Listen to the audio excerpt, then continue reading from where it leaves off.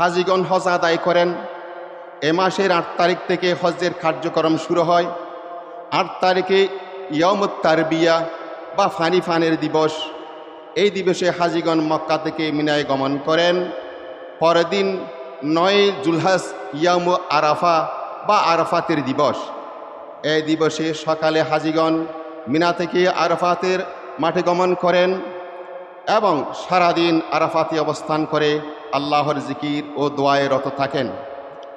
রাতে তারা মুজদালিফায় ফিরে আসেন এবং পরদিন সকালে ১০ই জুলহাজ তারা মিনা জামারাতে খাকর নিক্ষেপ, মাথা মুন্ডন, হজের পশু জবাই বা হাদি ও কোরবানি আদায়,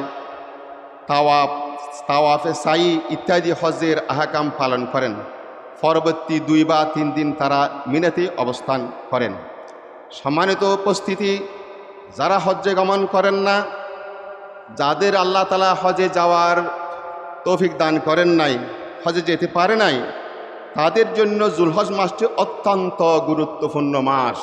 এই জুলহজ মাস যেটা আরম্ভ হবে, যারা পবিত্র হজ ব্রত পালন করতে যেতে পারেন নাই বা তাদের উপর হজ ফরজ হয় নাই, সেই সমস্ত মুমিনদের জন্য, মুমিন নরনারীদের জন্য এই মাসের ১০ তারিখ আমরা ঈদুল আজহা বা কোরবানির দিন আদায় করি।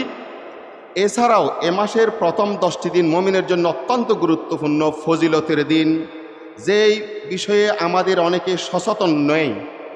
সম্মানিত উপস্থিতি, এখানে একটি গুরুত্বপূর্ণ কথা, আল্লাহর কোরআন এবং বিশ্বনবী রসুল পাক সাল্লাল্লাহু আলাইহি ওয়াসাল্লামের হাদিসের আলোকে এই গুরুত্বপূর্ণ দিনগুলি আমরা দেখা যায়, আমরা গরু কেনার জন্য, ছাগল দুম্বা ভেড়া কেনার জন্য, মহিষ কেনার জন্য যেভাবে আমরা বাজারে ঘোরাফেরা করি, কিন্তু দেখা যায় আমরা এই বাজারে ঘোরাফেরা করতে গিয়ে সালাতুল জোহর আমাদের থেকে চলে যাচ্ছে, সালাতুল আসর আমাদের থেকে চলে যাচ্ছে, সালাতুল মাগরিব আমাদের থেকে চলে যাচ্ছে, সালাতুল এশা আমাদের থেকে চলে যাচ্ছে। এই ব্যাপারে আমাদের কোনো খবর নেই। সম্মানিত উপস্থিতি, আল্লাহর একটি ফরজ ইবাদত আর কোরবান, যেটা প্রত্যেকের উপর ফরজ নয়, যার উপর আল্লাহ তাবারক ওয়া তাআলা সাদকায়ে ফিতরা ওয়াজিব করেছেন, তার উপর কোরবানি করা ওয়াজিব।